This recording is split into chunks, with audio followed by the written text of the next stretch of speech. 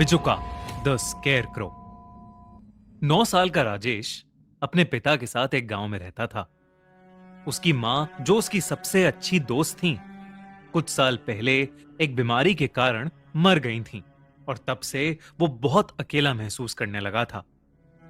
School में भी उसके ज्यादा दोस्त नहीं थे और हाइट में छोटे होने के कारण उसकी क्लास के सभी बच्चे उसको हर वक्त परेशान करते रहते थे। पर उस रात राजेश की जिंदगी हमेशा के लिए बदल गई।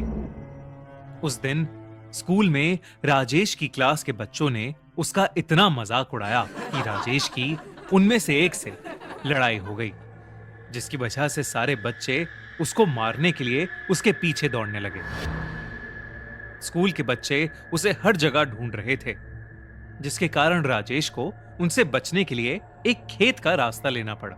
राजेश उस रास्ते पर चला तो गया, पर उसे नहीं पता था कि उस खेत के बीचों बीच वो उसका इंतजार कर रहा है। की जगह एक मटका था जिस पर सफेद रंग से एक चेहरा बना हुआ था और जिसका पूरा शरीर भूसे का था, जिसकी दो आंखें सूरज की रोशनी में चमकते हुए जैसे उसी को घूर रही थीं।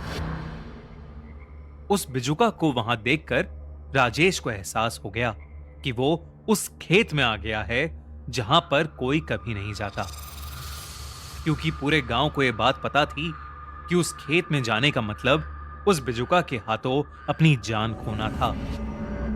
वो वहां खड़ा हुआ उस बिजुका को ही देख रहा था कि इतने में जो लड़के उसका पीछा कर रहे थे वो वहां पहुंच गए और उन्होंने राजेश को चारों तरफ से घेर लिया।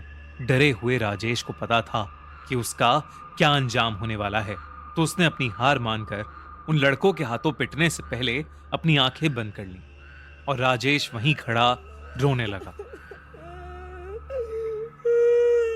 पर तभी उसे भूसे के हिलने की और स्कूल के लड़कों के करहाने की आवाज आई। जब राजेश ने आंखें खोली तो उसने देखा कि उसके स्कूल के लड़के जमीन पर गिरे हुए थे और उनके हाथों पर गहरी चोट लगी थी।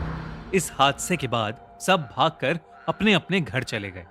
राजेश की हालत घबराहट के मारे इतनी बुरी हो गई थी कि वो एकदम सुन्न पड़ गया और सीधा सोने चला गया। जो कुछ भी उस खेत में हुआ, राजेश रात में बिस्तर पर लेटा हुआ उसी के बारे में सोच रहा था। पर राजेश को यह नहीं समझ आ रहा था कि उस बिजुका ने उसे क्यों नहीं मारा, और यही सोचते सोचते उसकी आंख लग गई। देर रात को एकदम से उसकी नींद खुली और उसने देखा कि वो बिजुका उसके कमरे की खिड़की के दूसरी तरफ से उन्हीं सफेद आंखों से उसे घूर रहा था। पर इससे पहले वो कुछ कर पाता, उस बिजुका ने भूसे वाले हाथ खिड़की से अंदर डाले और राजेश का हाथ पकड़ लिया। राजेश झटपटाने लगा, पर तभी उसे एक छोटे बच्चे का दृश्य दिखने लगा जो अपनी गेंद को ढूंढते हुए उसी खेत में जा रहा था। नीची जाति का होने के कारण कुछ ऊंची जाति वालों ने उस बच्चे को उनके खेत में घुसने के लिए लाठियों से मार मार कर उसकी जान ले ली और उसकी हत्या छुपाने के लिए उस बच्चे की लाश को एक बिजुका के अंदर भर दिया। ये सब देखकर राजेश को समझ आ गया कि दरअसल वो बिजुका भी उसी की तरह एक छोटा बच्चा था जो शायद सिर्फ उसका दोस्त बनना चाहता है। उसकी कहानी जानकर राजेश और बिजुका दोस्त बन गए। पर पिछली रात जो गांव में बच्चों के साथ हुआ था, उसके चलते राजेश के पिताजी, जो कि एक पंडित थे, उन्हें उन बच्चों की आत्मा को शुद्ध करने के लिए बुलाया गया, क्योंकि सबके मां बाप को डर था कि वो बिजुका उनके बच्चों के पीछे पड़ जाएगा और उन बच्चों को मार डालेगा। वहीं दूसरी तरफ राजेश और बिजुका साथ में काफी समय बिताने लगे, जहां पर बिजुका राजेश को अपनी शक्तियों से कई खेल दिखाता और राजेश उसके लिए नए नए कपड़े और खिलौने लाता। कुछ दिन बाद जब राजेश का जन्मदिन आया तो उसकी क्लास के बच्चे फिर से उससे लड़ने लगे और वो लड़ाई इतनी ज्यादा बढ़ गई कि उनमें से एक ने राजेश की मां की मौत का मजाक उड़ाना शुरू कर दिया, जिसकी वजह से राजेश को इतना गुस्सा आ गया कि उसने बगल में पड़ा डस्टर उस लड़के के सर पर फेंक मारा और वहां से भाग गया।